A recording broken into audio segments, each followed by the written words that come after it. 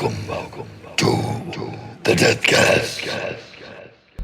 Since the founding of the United States, there have been many stories about outlaws, legends of men who lived by their own rules, shunning what society expected of them to do as they wanted to. You've probably heard of many of these men. Billy the Kid, Doc Holliday, Jesse James.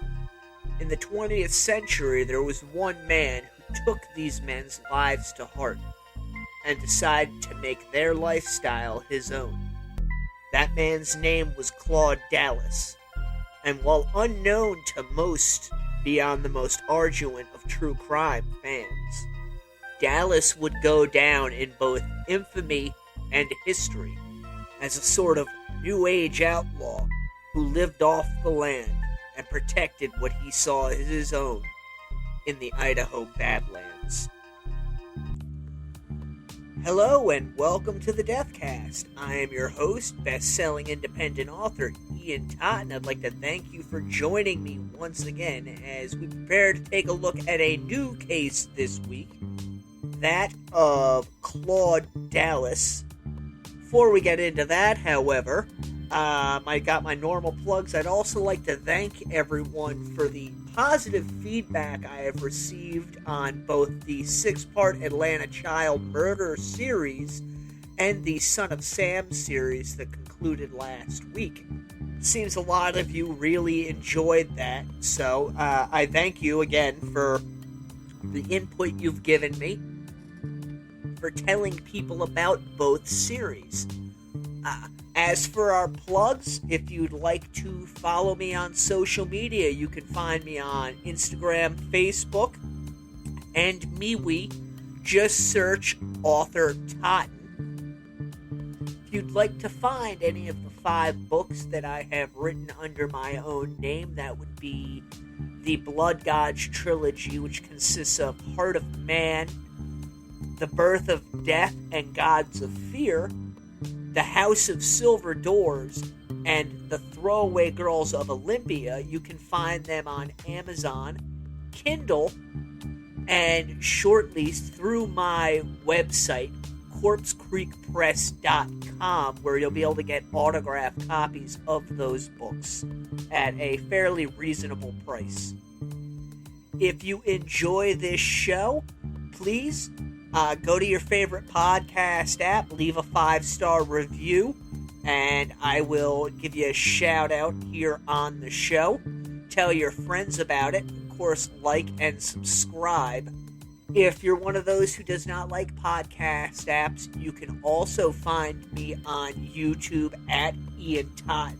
Video versions of these shows, which is just basically a picture of sound recording with this recording to it, are on that channel. They get uploaded every week when the new episodes drop Friday mornings.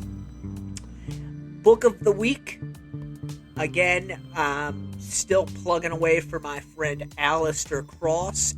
He just dropped a brand new book called The Black Wasp, which is the 3rd book in his Vampire of Crimson Cove series. If you are into horror fiction and vampires, I cannot recommend Alistair's work enough. Again, that's the Black Wasp, Book 3 in the Vampires of Crimson Cove, available on Amazon, paperback, and Kindle, and soon to be coming to Audible. One more quick shout out before I get rolling this week to both Kenny and Courtney. They're longtime listeners of this show. They've been supporting it since day one, and they're 2 really superb people who like my take on cases and how I cover them, and they're one of the group of people who let me know every week whether or not what I covered was up to snuff so far as they are concerned. So I'd just like to say thank you to the 2 of them. Alright, now that everything is out of the way, get yourself something to drink, sit back in a chair and relax. I've got my coffee, I've got my cigarettes. Let's go into the crypt. As you heard in the introduction to today's show, we're going to be talking about a self-stylized mountain man turned outlaw by the name of Claude Dallas. This one's a little different, as I like to think of myself as fairly well versed in true crime. Claude Dallas, however, is one of those individuals who, unless you were, an adult during the period of time when he committed his crimes, you probably really haven't heard of him. Claude Lafayette Dallas Jr. was born March 11th, 1950, in Winchester, Virginia. Now, Dallas's father was a dairy farmer who moved the family from the Shenandoah Valley to Michigan, as well as Morrow County, Ohio. Pretty much from the outset, Claude was seen to have an affinity for the Old West. He spent a lot of his time growing up hunting and trapping on the lands around his parents' dairy farm, as well as reading up on the Old West. Just something about the idea of, living off the land and moving as he saw fit without any oversight really appealed to him. Some have even speculated that he, in his mind, he saw himself living in the 18th and 19th centuries. After graduating from high school in 1967, he hit the road, desiring to live out his dreams. And he ended up on a ranch in Oregon working as a cowboy. And when I say cowboy, I mean the real deal cowboy, riding horses, tending to cattle and sheep and all other types of livestock. When questioned about this later, he would state that he was, quote-unquote, just a man doing his job, modern-day cowboy working livestock on horseback, whatever has to be done. Now, while he was out west, the Vietnam War was raging, and unbeknownst to Claude, draft notices began appearing at the house, letting him know that he had been conscripted into armed service. He failed to report for induction on September 17th, 1970, and the federal government issued a warrant for his arrest. Prior to this arrest warrant being issued, Dallas had left Oregon and ridden to Paradise Hill, Nevada, where he would work sporadically as a cowboy and ranch hand for the cattle outfits that inhabited the area. And he was fairly good at his job. A number of individuals started to look on him as a son, with one person stating that he knew more than a father could teach a son.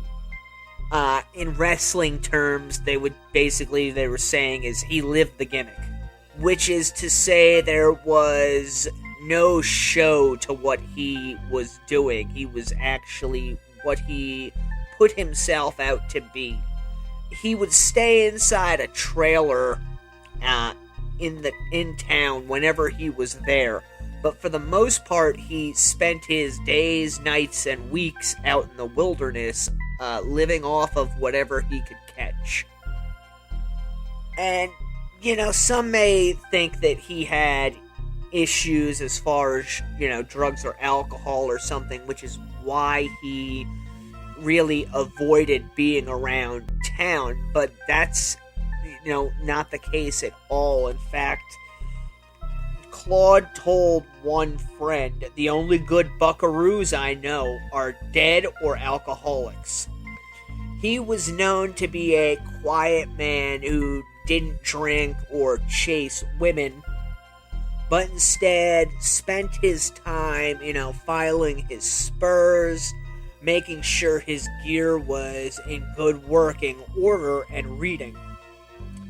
In 1973, the FBI came calling. Remember, Dallas had been issued a warrant for draft dodging, and they dragged him back to Ohio to face the charges. And accounts differ on this. Some say that the government had failed to send him, follow paperwork, while others say that Dallas was able to convince both the judge and the jury that he honestly had no idea that he was a wanted man. In any event, he was eventually acquitted of the charges. The case was dropped. Claude was left with a very deep distrust of the government following this incident. He returned to Nevada and was dismayed to discover that a lot of the larger ranches that he had been working for had been bought out by corporate owners who introduced new methods and equipment that Claude found distasteful, and he eventually moved on, heading out to northern Nevada. Remember, he was a trapper before he had been anything else, and when he moved to northern Nevada, he decided that he could make a living off of trapping and selling the pelts, because there was a big boom in the country at this point, in the early to mid-1970s in the fur trade. Unfortunately for Dallas, when he got there, he discovered that a lot of amateurs who didn't know what they were doing and had no respect for the land or the animals had the same idea as he did, and they really flooded the area. And this had the effect of states implementing much more regulation on trapping, as well as shortening the trapping season in order to protect the animals from over hunting. And a lot of these individuals began to partake in poaching. Unfortunately, Claude was one of those who ended up getting caught up in poaching. In fact, in 1976, he was given a citation for using illegally baited traps. A couple of different officers who had dealings with Dallas at this point in time said that he wasn't like the other, these weekend warrior trappers who were coming out there to catch a few animals and make a couple dollars, get rich quick scheme kind of thing. He, in fact, told one officer that they were welcome to come into his camp so long as they left their badge outside, and when the officer told him that he could not leave his badge outside, Claude's reported to have said to him, "Then don't come into my camp." And they saw this as a really antagonistic stance from him. Because of this, it seems that, the Department of Fish and Wildlife were really targeting Dallas. They had this impression that he was catching hundreds of animals a year illegally, which, according to other fur trappers, was not the case at all. In fact, Dallas spent the majority of his time out in the wilderness simply surviving, with one individual who encountered him at a fur sale stating that he showed up with only 14 or 15 pelts, which, if you know anything about the fur trade, is a really low number. Now, in early December of 1980, Dallas decided he'd had enough of Nevada, and he moved across the state line into Idaho. setting in a place called Bull Camp on the Owie River. This was an area that was not unfamiliar to Dallas. He had trapped there in the past. Setting out to move his camp, he took 2 mules with him, his traps, and some camping gear, as well as firearms, and a non-resident trapping license. Dallas didn't do all of the moving and heavy lifting by himself. In fact, he had a number of friends who helped him, move his camp and set it up. Which, when you consider how much of a loner he seemed to be, may come across as fairly odd. But he was a rugged individual living amongst other rugged individuals, and they would do things like this for each other. Sometimes putting somebody up in exchange for work and what have you. And basically the whole cowboy lifestyle. Now, there's a number of ideas as to why Dallas moved his camp. One given is that there might have been too much competition from, these newbie trappers, and that they were either over hunting the game or scaring them off, or that he just became fed up dealing with their shenanigans and their inexperience. Other reasons, that have been speculated at include that, the area had become fairly populated, and again, he wasn't a real big people person. The last one that I have come across is that he might have felt that he was being unfairly targeted by the Bureau of Fish and Games, who, again, as noted, were kind of targeting him because he was different than the other trappers in that he didn't just do it as, weekend sport or something that he did off and on. He actually lived out in the wilderness for long stretches of time. And when he was out on the range, naturally he was, catching his own food, which was seen as poaching, which, my personal opinion, if it's for your own consumption or the consumption of your family, should not be a crime. It's when you're going out and taking, a group of deer or something and then trying to sell the meat or the pelts that, personally, I think that's where, if there's going to be a law concerning that, that's where it should be. I know where we live in Pennsylvania, the area is absolutely overrun with deer, and it's worse the more people who move into the area from New York and New Jersey, because they have this idea that these wild animals are like pets. So then they go out and feed them, and the animals become fairly fearless of people. So then you have the deer coming into your yard and basically eating anything that's not tied down or underneath a rock. Because these people, in addition to thinking that these animals are cute and friendly, they're also not into hunting, so the population is massively out of control, and there's not enough food out in the wilderness to support this population. And unfortunately, this leads to other consequences, such as the fact that we've had an explosion in the bear population in the last year or so, because the animals are going to go where the food is. The deer are coming around the people because their population's out of control, and as a consequence, the bear are following the deer.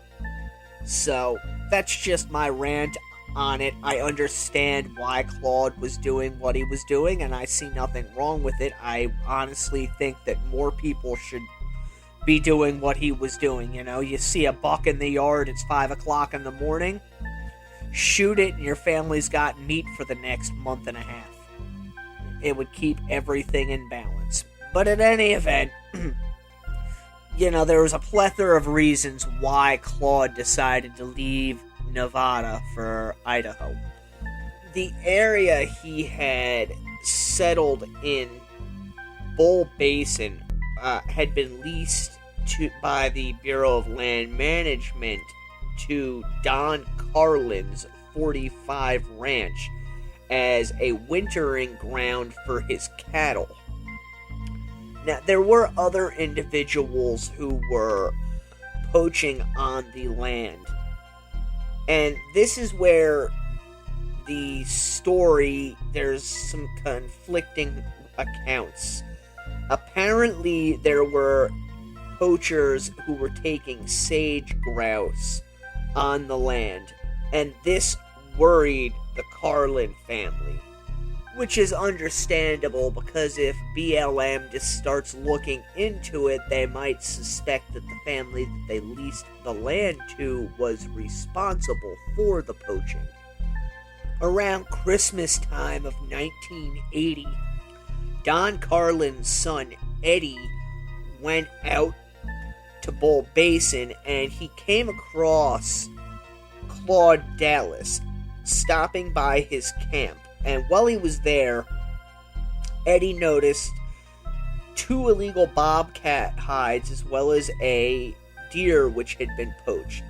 According to Eddie, when he informed Dallas that the Idaho Fish and Game wardens were likely to check out the area, Dallas is supposed to have retorted, "I'll be ready for them," before going on to explain that he settled all of his problems with a gun. Now, Eddie Carlin left Dallas's camp feeling somewhat uneasy and went back to reconnoiter with his father. He told his father about the encounter with Dallas, as well as the fact that he had seen signs that the sage grouse had been poached. And they decided to go to a nearby reservation and use a telephone, at which point they contacted the Idaho Fish and Games Department. Now, apparently they knew one of the wardens, a man by the name of Bill Pogue, and they actually called him at his house and registered a complaint about the sage grouse being poached, although at that time they never mentioned Dallas. So, Officer Pogue and Conley Elms, another warden, went out to the Carlin Ranch and spoke with the family. When they were getting ready to leave, Eddie Carlin's wife mentioned Claude Dallas, and it was at this point that the Carlin family informed them of Claude being on the land and that they needed to be careful of him as he didn't seem to be like the other poachers in the area. So Elms and Polk eventually made it out to Bull Camp and looked into the poaching of the sage grouse before making their way to Claude Dallas's camp on January 5th, 1981. When they arrived at the camp, Dallas was there along with a friend of his by the name of Jim Stevens, who was a potato farmer from Winnemucca and a friend of Dallas. Stories differ about what happened next. One story states that the men came to the camp and Dallas attacked them, killing them both. While the story that Dallas related is that Stevens had come out to the camp to deliver supplies to him as well as see how he was doing, and Stevens had remained at the camp while Dallas went about unloading the supplies from the Ford Blazer, and when he came back to the camp, both conservation officers were already there. According to Dallas, Pogue, who was armed, asked for Stevens' pistol and unloaded it before handing it back to him. Now, a number of different accounts on this also exist. Stevens said that Pogue began, heavily questioning Dallas as to, the animal pelts that he had, while Elms went inside his tent, at which point Pogue drew his weapon. Now, what isn't disputed is that Dallas shot both men. One story has it that when Elms came back out of the tent carrying the two bobcat pelts, Dallas opened fire with a .357 revolver, which Stevens did not see until it was too late, as he had turned away in embarrassment, believing his friend, who he had driven more than 5 hours to visit, was about to be arrested. Dallas, in turn, said that when Pogue drew his weapon and Elm was still inside the tent, that's when he drew his own gun and shot Pogue. Hearing the sound, Elms came out of the tent and Dallas shot him as well. Afterwards, Dallas went into the tent and returned with a .22 caliber rifle, and he stood over both of the officers and shot them once in the head with it, killing them. According to Stevens, Dallas then turned to him and said, "I swore I'd never be arrested again. I'm sorry I got you into this, buddy. You've got to help me get rid of these bodies." And Stevens decided that he would indeed help his friend remove the bodies. Dallas busied himself burning evidence at the camp before loading Pogue's body onto one of the mules and bringing it up to the top of a plateau that was nearby.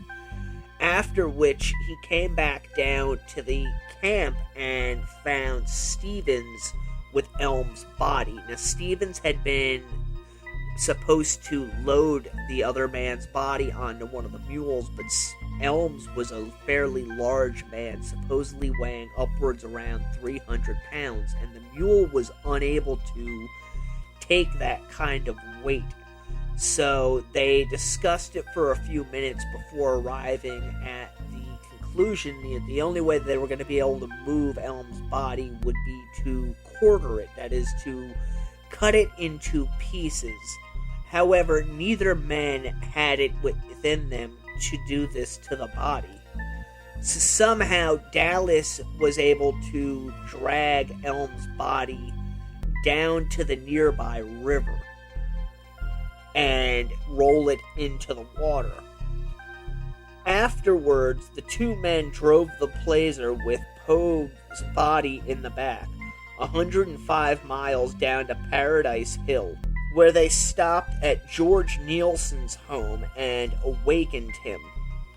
Nielsen lent Dallas his pickup truck, and after loading Pogue's body into it, Dallas drove off, returning after midnight with the truck empty. He had dropped Officer Pogue's body into a coyote den.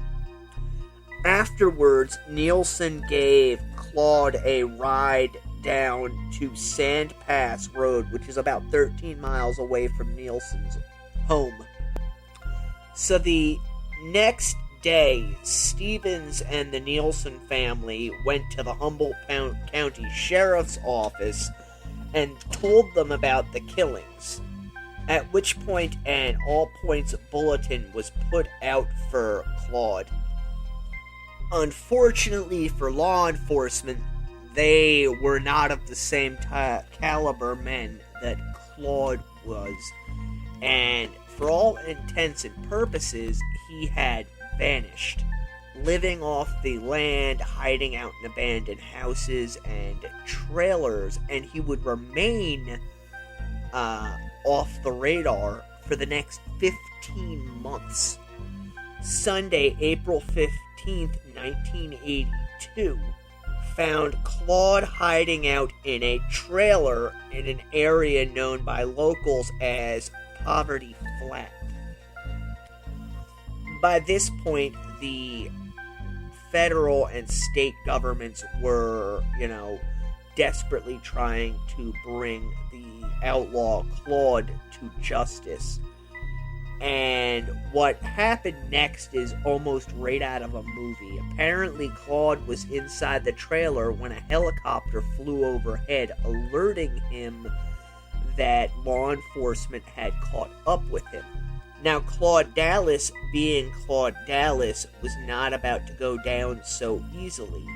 He dove out of a window and ran to an old Ford pickup truck before plowing through a barbed wire fence that supposedly sent the truck soaring 5 feet into the air before he took off across the prairie. 2 5-man SWAT teams, a slew of other federal and state agents, and about a dozen other lawmen armed with M16s, shotguns, and a rocket launcher gave chase. The cops sprayed the truck with gunfire, wounding Claude in his left heel. He crawled from the truck, dragging a lever-action rifle with him, and hid in some nearby sagebrush, only to surrender quietly a few minutes later. And, you gotta imagine how these cops felt. There was a $20,000 reward for Claude's capture, and they'd had numerous tips and leads and reported sightings, and they ended up catching him by chance, as it were, not far from where he had shot the 2 Fish and Game wardens. Naturally, the state of Idaho was out for blood, trying to get, life sentences on Claude on 2 first-degree murder charges. But Claude's legend had really started to grow in the 15 months that he was on the run, with a lot of people in the area siding with him.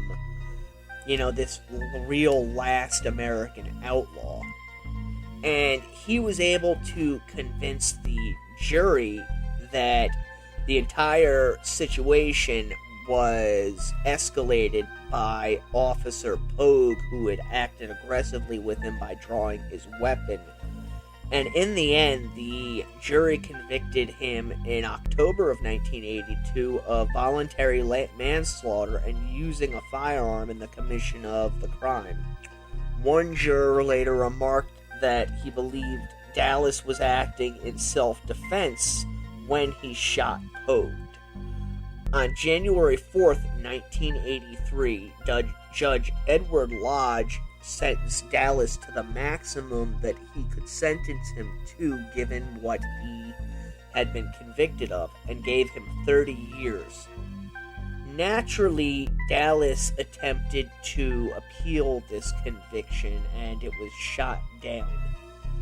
And you must be thinking, this has got to be the end of Claude Dallas, but it's actually far from it. On March 30th, 1986, in a state prison east of Kuna, Idaho, Claude Dallas escaped custody. Now, the official story that was put out at the time was that Dallas had cut through 2 fences before escaping into the desert.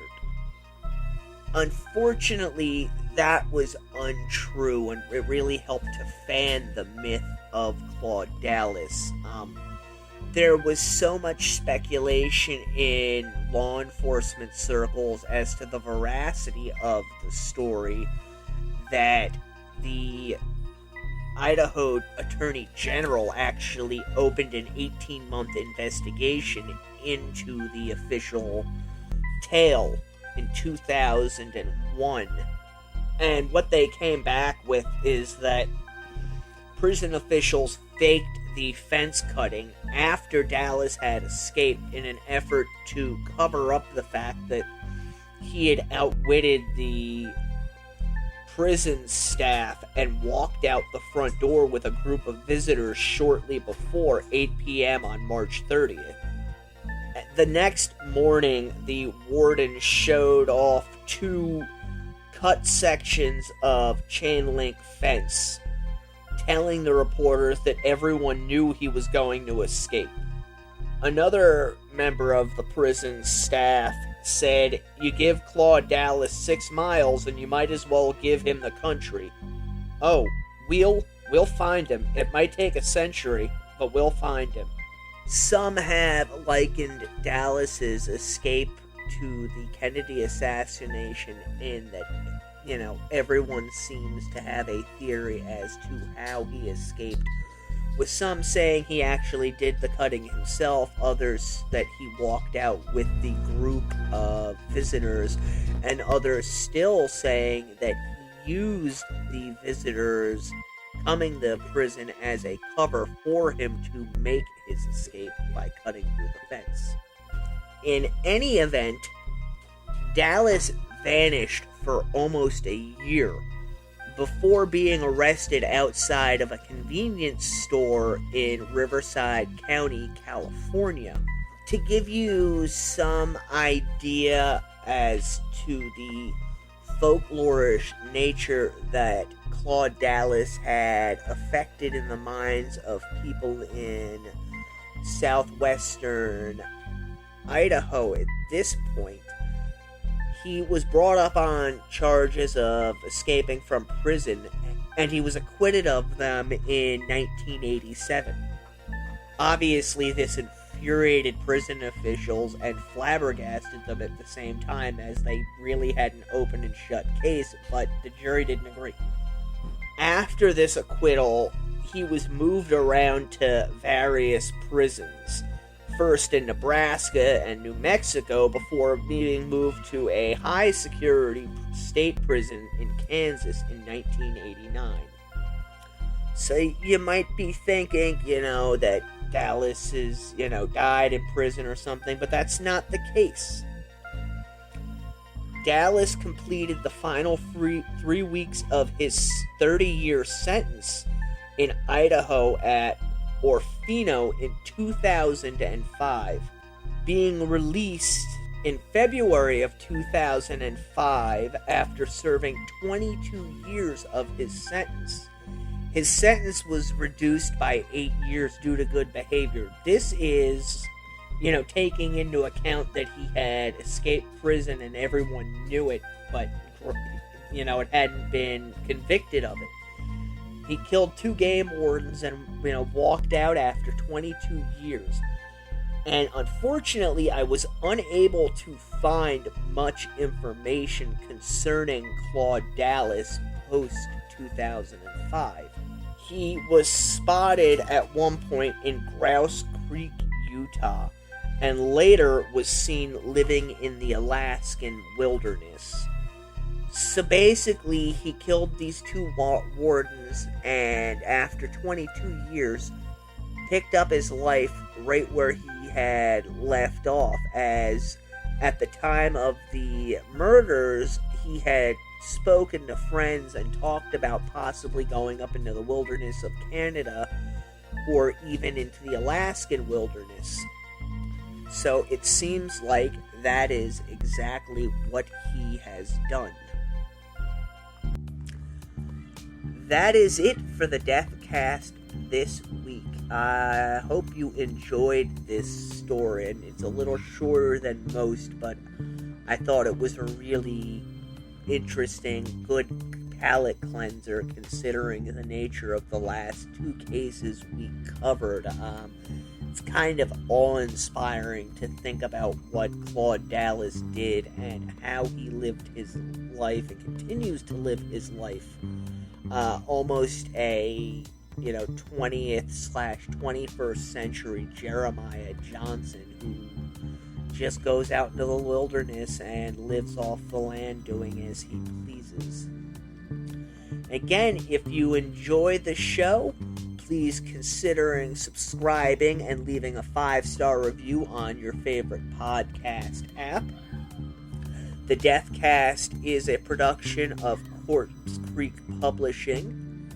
Until next week, I am your host, best-selling author Ian Totten. Stay safe and stay morbid.